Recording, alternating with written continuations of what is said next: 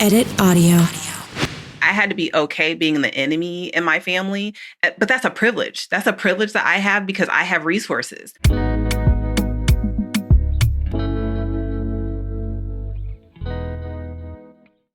Hello, and welcome back to the Be Well Sis podcast. I am your host, Dr. Cassandre Dunbar. How has life been treating you? But more importantly, how have you been treating yourself? I have been well, and I'm really excited to bring you today's conversation as I sit with Dr. Bridgette Peteet, who is a professor of psychology and the author of Dishonor Thy Mother, Daughterhood, Dysfunction, and Deliverance. We talk all about protecting and rebuilding yourself, grieving the relationship you never had, and most importantly, breaking the cycle for the next generation. So if you've had some mother-daughter issues, some dysfunction, and if you are a parent, this conversation is a must listen. As always, thank you so much for joining. I'm so glad you're here. Be well, sis. So let's hop into it. What made you decide to research and then write about essentially mother-daughter relationships or dysfunctional relationships? Dysfunctional relationships, absolutely. Book has been 20 years in the making. So I'm a psychologist, clinician, researcher. And for us, we really focus on writing scholarly articles, so research, publishing in traditional journals. And in academia, oftentimes publishing books or books of this nature aren't really encouraged. But I felt something in my spirit that this story needed to be told, not just from an academic lens, because I feel like that can be stiff and unreachable for many people, but also from a personal lens. This is something, I dealt with personally as a daughter of an abusive mother that I felt, readers would resonate with, but it's also meant to help and encourage. So it's not just a vent session. It's meant to be a healing resource. It's meant to be supporting people like me who went through their healing process and didn't have any resources. You sort of feel alone in the world and you don't have anyone you can really talk to about it because there's so much stigma and shame when we're talking about mothers. And so I've just felt very driven to do this book. Finally, during COVID, I had time to sit down and actually kind of go through journals and kind of reflect and take the time to actually start to sit and write, but also for my career, the timing worked out. So I've kind of made it through all the hoops of academia up to full professor. And so those little things that, we get for tenure and promotion don't really matter anymore. And so I really wanted to I want to do something for me. This is my, my career that I built for a reason. Psychology has helped me in so many ways, even growing through this type of experience. And I wanted to share my story. So I kind of put all that aside and sat down and started writing. I love it. So talk to me about your own personal background. Was it your education as a psychologist that allowed you to look back and say, oh, that was abusive? Or did you know in the moment that this relationship is dysfunctional? I knew very early, I would say 15, but I think the nature of the trauma that I experienced kind of forced me into that. I have a sister who's 2 years younger than me, and she said, I was just trying to survive. For me, it was like, this doesn't make sense. This doesn't add up. Something's not right. Now, psychology gave me the language to name it, to say, this is what that is. This is what the mental illness is. This is what that pattern of substance use is. This is what, adverse childhood experiences are as a collective. But I knew early on that it wasn't right. And I didn't really have a place to kind of fully name it, process it, and talk about it because the conversations would really be limited. That's your mother. Of course, she loves you. And, I didn't have any resources that I could really go to say, this is really hurting me. This is really harmful. So as far as my background, I'm, I say oldest daughter of an oldest daughter from a small town, very religious in terms of my grandparents, that generation, but that didn't really translate down into my parents' generation. And so I was really raised very much, feral and, low supervision. And my parents divorced early. And, and I do give credit to my mother as a single mother that it was very difficult financially and, having 4 children, the burden that comes with that. I do have great empathy for that. However, just the the damaging effects of all of the other things that came along with it that, just made it very difficult to have healthy relationships growing up, to make sure that I'm parenting, in a healthy manner. It's just had these lingering effects on my life. And even as a psychologist, I still find these blind spots of, oh, wow, that's still ingrained in me from my childhood. For me, growing up with an abusive mother was something that I just felt like I had to speak out about. Yeah. Can you recall the moment when you were a child that you're like, no, this is not normal? Yeah, I was really the scapegoat in my family. And so my mother was making me basically do a chore that was assigned to my younger sister. And I told my sister, oh, I hate you. Right. So it's just not, it's not high crimes. Right. And so to be stripped down and beaten and swollen and, all of things that came along with it, it was just like, no, those aren't the rules. Those aren't the rules, Yeah. And the fact that my siblings, they helped me in that moment, which, I said kind of speaks volumes too, that my siblings are like, rescuing me, taking care of me. What's going on? This is abnormal. They called my grandparents, they came over. So it was just like this, everybody around, even though they wouldn't say it and no one would say it to my mother, it was still like this unspoken thing. Like, this is out of control. Like, this is really, beyond, this is beyond the rules. This is beyond, the boundaries of discipline. Yes. Yeah. Do you think because you were older, like, did your birth order play a role in the severity of the discipline? I don't think the birth order played a role in the severity. I think what it is that my brother is the oldest and he's the only male child. So I think that's the piece. And so he was sort of the golden child, could do no wrong, even though he wasn't really doing much, like he just kind of got away with everything. Right. I was the oldest girl, so I was responsible for the girls behind me. And then I think there's something about gender. So, I was a threat to my mother in terms of being a young woman, being, academically oriented and achieving things. Like, it was a threat to her and her own mind as far as her success or her beauty or her, where she thought she should be in life. So I think it's more so that than just birth order. Understood. I remember as a kid, I vividly remember thinking, this is not fair. There's a saying that says that, as Black folk, we raise our daughters and we coddle our sons. And I remember as a kid, I was just like, yes, like the girls are working from sun up to sundown and the boys are just hanging out. I'm like, what is going on here? Like, will you not one day have your own household and family too? Like, if that's what they say that I need to be prepared for, what about them? Not them? Yeah. Absolutely. I say that's the thing that made me a feminist. Like, wait, what are we doing? I remember going to my grandmother's house and the boys were outside playing basketball and I hadn't eaten. I came in like just to visit and she's like, oh, go help the girls with the dishes. I was like, the dishes that the boys ate? And she's like, yeah, it doesn't matter. They're playing basketball. And I'm like, so the rules and the, we are just, the curfews are different and the, all of that. And then, it's under this guise of like protecting the girls. But, in my case, like I was trying to do all the things. I was trying to be perfect to earn my mother's love. So I literally was not doing anything to earn her wrath. And it still came. It was like, no matter what I did, it just did not work. So, I just kind of said, I have to figure out who I am for myself and do what makes me happy, and figure all of that out because it just wouldn't work. Yeah. I think about how you're very accomplished, right? Oftentimes I think about how in our childhood, the messages that we receive at home really form like the foundation for like maybe our self-esteem, our confidence and things like that. How are you able to continue on and still have a strong sense of self despite what you've been through with your mother? Yeah. It's been a long time and hard work. But I say that it's the sort of 3 Gs: God, Granny, and graduate school.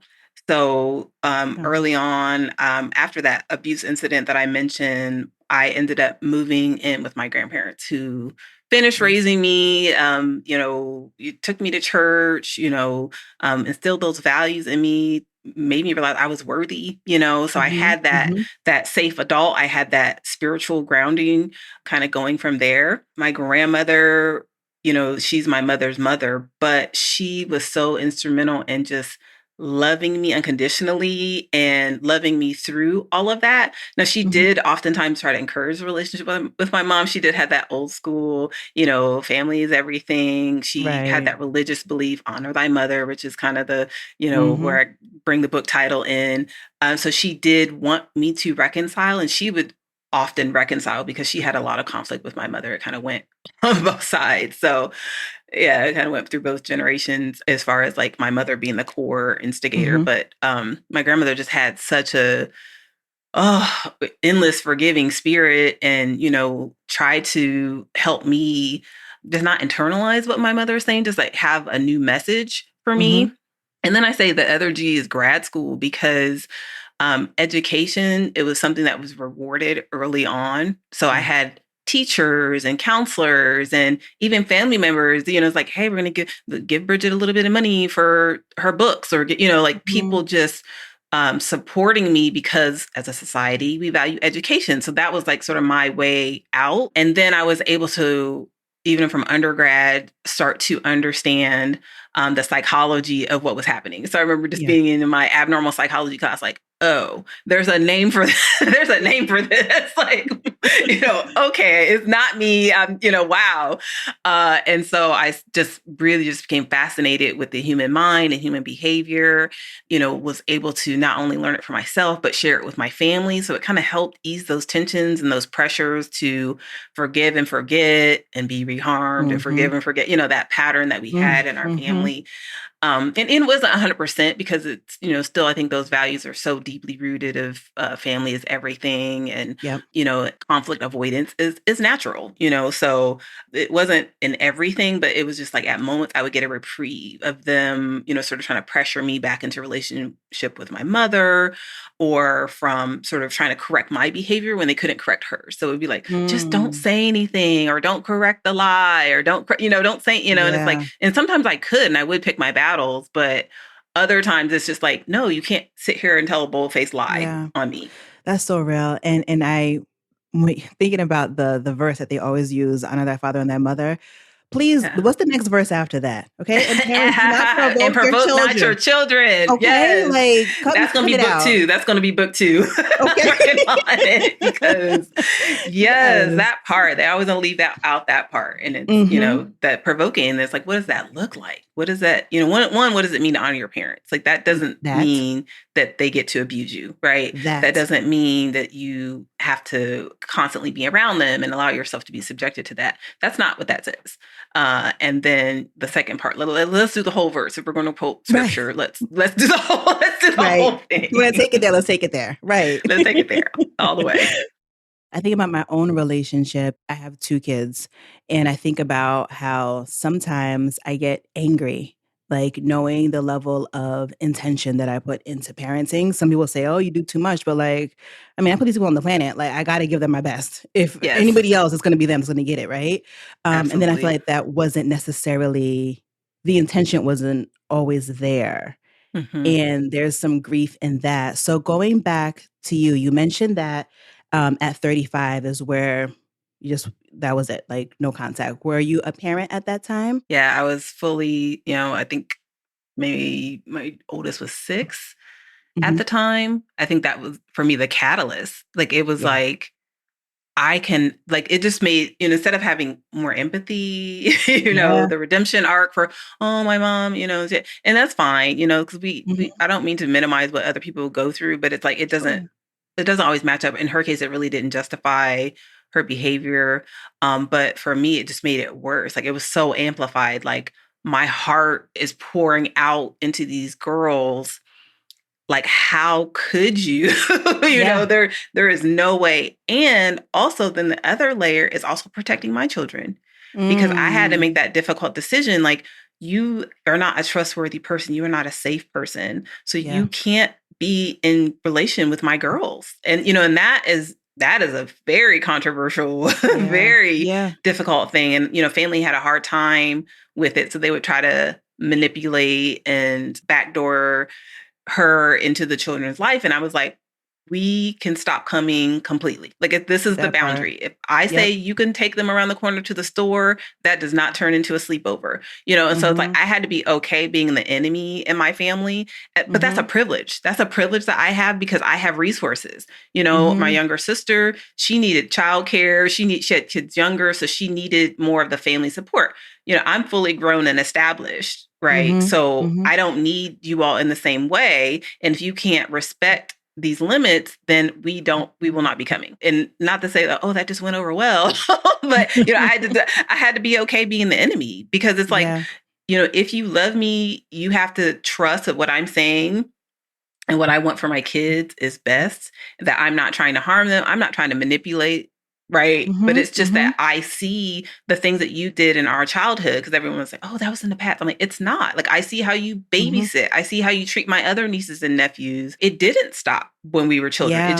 It just was a new form of emotional abuse and neglect and self-centered. And it's like just a new iteration of it. So no, you cannot be with my children unsupervised, preventing her from having a chance to try to manipulate them and to harm them in any way. Because I was like, you all, if she did something to my kids, like I'm going to prison. Like that's so real. It's so real. Like, I'm sorry. So we don't want that to happen. I don't look in an orange. So let me. I think that is such a powerful message because especially in our families, we sweep things under the rug until that rug has a mountain that we cannot avoid, right? Absolutely. Because of appearances. And it's so important, like stand on business, especially when it comes to your kids. Like if you don't feel that person is safe, if they have a history of not being safe to you, of course they will not be safe to your children. That's just really, really powerful. Let's talk about just healing those generational wounds. So yes, you remove that person from your lives so that to prevent any harm.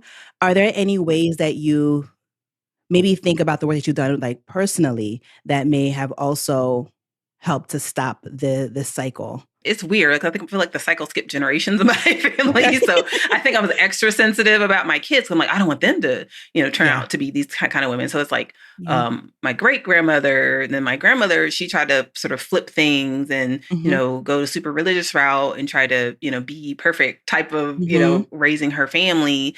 But it didn't really heal anything. And I'm like, she did the best she could with the education that she had and so forth. And, she really didn't expose her and her husband didn't expose their children to any of the adverse childhood experiences that I talk about in the book.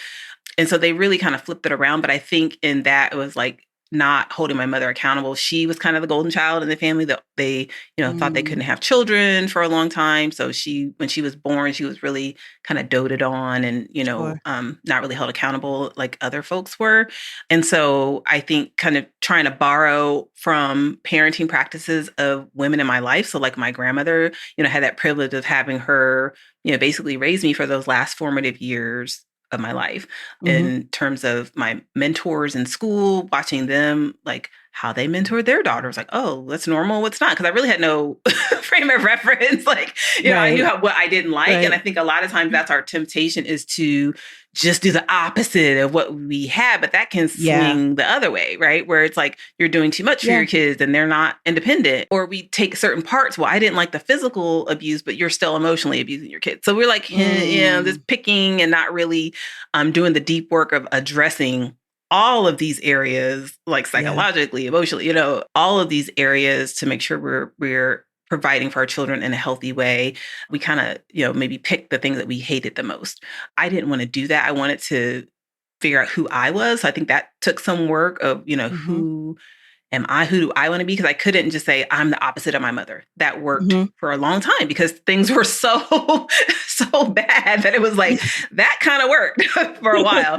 But it didn't really allow me a sense of who I actually was and who I wanted to be. And so I had to figure that out for myself. And like I said, through therapy, through girlfriends, I processed by talking, talking things through gives me new insights. And for my kids, it's like just something in my heart was just so different. Like it was so restorative because I said I used to pray for boys and, God has a sense of humor and was like, okay, here's 2 girls, work that out. And so it's pulled on like the deepest parts of me to heal like when I tell you like at a root level, it is parenting is hard work. Having girls is, I don't know. I don't have a comparison. I don't have a boy. So, but, but having girls, I think coming out of very toxic mother-daughter relationships, it's, like, what is normal? What is not? And, my friends at church, the women, that I would see parent their children, I'm like, okay, look at this. They can, sit and, they got all the activities and, and it's like, okay, that seems to be good. Okay. Like academically, I feel like I had it. Like, I know how to get them through school and have discipline around school because I'd done that for myself. So it was really a lot of modeling, looking to other healthy models to see like, what does this look like? Kind of trial and error. And I have errors, I tell my kids, like, I am not perfect. I hope, you'll go through. I'm human, right? But, I think I would be hard on myself because it's like, oh, how can I criticize my mom if I'm not perfect? And I'm like, that's not really feasible. It's not really feasible to be perfect. And I don't think I asked for a perfect childhood. I just asked not to be abused, right? Yeah. So with my kids, I tell them like sometimes Bridgette responds and sometimes Dr. Peteet responds, right? So when I'm like at my very best and I want to integrate the two and they have integrated over the years, but sometimes it's just me kind of performing the things I know as a trained practitioner. And it's not really like Bridgette is like, please stand at least 3 feet away from me if you're going to be out of pocket because I need my frontal lobe to kick in and like reasoning and remembering your developmental age. I need all of that to kick in before I respond in a way that I don't want to. So, I don't mean just like sit on my high horse to act like, oh, never make a mistake or, but it's a process and it's practice. And I just keep trying to be a better mom each day. Yeah, I think that should be all of us. We may master one thing, but then the child grows, hits another developmental like age group. So it's like, okay, now we're meeting a new side of that child. Yeah. And I'm in that right now. I'm just like, oh my gosh, I just figured you out. What you mean? Like you're going through puberty now? Exactly. Like what is this? Exactly. It's a, and you have to like change with them, just like with your partner, right? It's like the growing and changing with them. Like they're not going to stay exactly the same, and it's hard sometimes to stay in sync, and sometimes it's easier to use the iron fist and get them back in line. Like it's the shortcut. But letting them, talk it through, express themselves, like, have a voice is so powerful. And it's going to, I say, I'm raising future adults. I don't want you all to, stay in this nest forever. Now, you always have a place to land, but I want you to be fully functioning adults when you go out into the world. And so if you're not practicing that at home, you're not going to be able to do it out on your own. And it's weird that we expect that. It's like we haven't given the kids the tools and we're like, okay, you're 18, bye. Right. We have to give them the tools, like emotional maturity, how to deal with conflict, how to, deal with sadness, how to communicate. Like these are the things we have to give our children and prepare them for their adult lives. Yeah, you're right. Because of the way that I was raised, I think I do too much. And I've been trying to reel it in because to your point, one day they're going to be adults. So they need to be able to do certain things. And I have 2 boys. And the thing that I've been thinking about a lot, especially in the past couple of years, is that I am not going to get a call from somebody's partner saying that your mama didn't raise you right. Like you weren't raised right. Like I didn't do my part. So I want to send out like healthy, competent, like one day men into the world.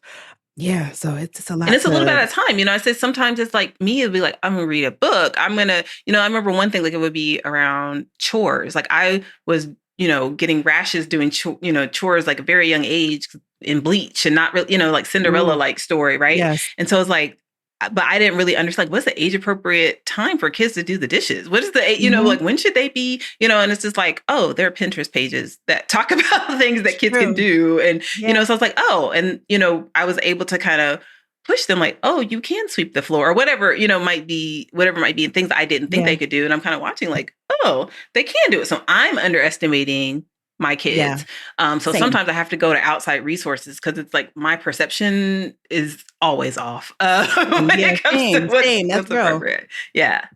So very, outside resources is a great way to kind of take a look at those kind of things. You mentioned the adverse childhood experiences. Yes. Is there one that you want to touch on in particular? So adverse childhood experiences came out of a Kaiser study, and they found these 10 experiences before the age of 18 that contribute to adult health and mental health challenges. So abuse, we think about childhood sexual abuse, physical abuse, emotional abuse. Then there's neglect. So emotional neglect, so the absence of security, absence of emotional support, absence of, safety. And physical neglect. So neglecting physical needs like food, shelter, clothing, those sorts of things. And then there's a host of household dysfunctions. So having an incarcerated relative, having a parent who uses substances, a divorce or separation. And I can't remember all of them off the top of that. So there's 10 of them, right? And they contribute to, adult diabetes, obesity, stroke, heart disease, all of those kind of physical health challenges, but also mental health challenges like depression, anxiety. We're more likely to be re-victimized by traumatic experiences and traumatic relationships like domestic violence. We're more likely to repeat those cycles. So most people have an ACE, right? So I probably listed that, and 60% of people are like, "Oh, yeah, I have at least one of those." And I say with probably parent divorce and separation being one of the more fairly common ones. But ACEs aren't created equal, so there's sort of this dose effect. So the more ACEs you have, the higher probability that you're going to have these health and mental health outcomes that I mentioned, right? So 1 or 2 ACEs, lower probability. When you're getting up above 4 and 6, like it's really a strong predictor of these adult outcomes. And so they're all not created equal. So, of course, being physically abused probably doesn't have the same impact as maybe, I don't know, probably emotional neglect is probably the one that people don't talk about at all. Cause like, what is that? Right. So, but they're not like a 1-to-1, even though the way it's measured, it is sort of a rough indicator of what your childhood experiences were like. And then there's also other traumas. So this is not intended to capture everything that could possibly happen in a childhood. But I think one of the things that for me happens in the ACEs discussion is that we skip a level and start talking about society and society's role. That feels like a safe place. Like, oh, we have to support, families, and we need to, to have parenting classes for these families. And all of that is true. And all of that is wonderful. But when people come to see me in therapy, they're talking about their mama. They're talking about their daddy. Right? They're not talking about society. They're not talking about this high level, what can we do to solve this as a nation? Like, that is not what they're coming to therapy for. They're coming to therapy like, how do I recover from this childhood that I've had? And, let's talk about it, right? So we're very comfortable talking about the father's role. Like, we have nicknames for them, deadbeat dads. And, we are very comfortable talking about that. But mothers, not so much. Yeah. So we're thinking about the things that are within your control. So I say, for example, in my family, there was poverty in other households, right? But that didn't cause them to then, to abuse their children or to, not maintain a clean home or to, that didn't, like, there were still people in poverty who had perfectly sanitary and clean homes. So it is possible. So we don't want to necessarily kind of skip past, the individual accountability, because that's the part that people are struggling with. That's the part that they need healing from is, how do I not replicate this? How do I recover? How do I forgive? How do I move on? How do I restore my self-esteem and my personhood and my, when that first voice was my mother's, and now that's my inner voice. And it's this toxic, insecure, harmful. Cause like sometimes I would find myself saying things to myself that I would never say that to my friend. I would never say that to my children, and I'm like, why would I say my that life. to my, right? Yep. So it's like rewiring, like catching it, recognizing you're doing it and being able to reframe and say, oh, okay, that's not true. This is my truth, and reaffirming yourself and building yourself up. So yeah, that's just a little bit about ACEs. I think it's important for listeners to know. For sure.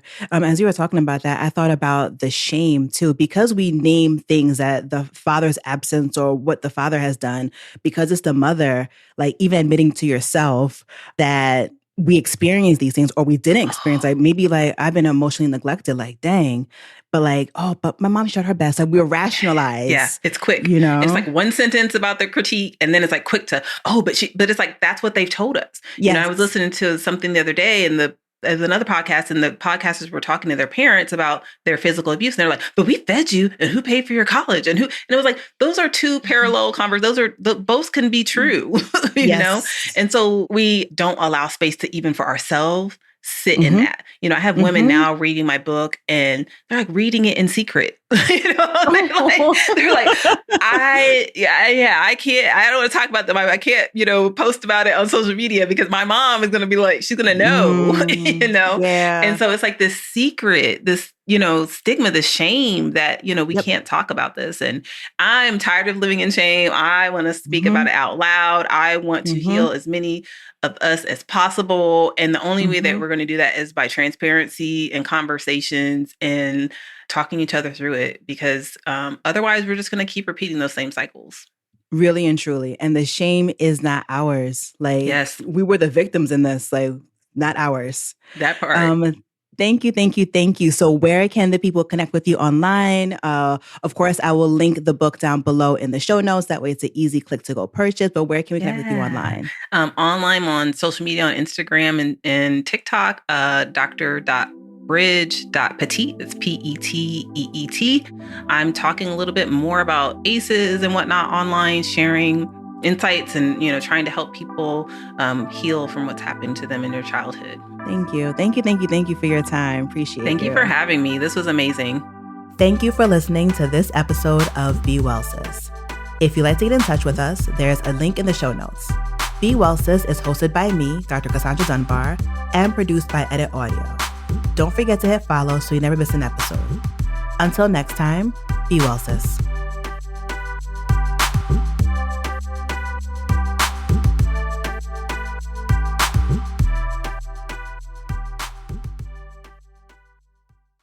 At Arizona State University, we're bringing world-class education from our globally acclaimed faculty to you. Earn your degree from the nation's most innovative university. Online. That's a degree better. Learn more at asuonline.asu.edu.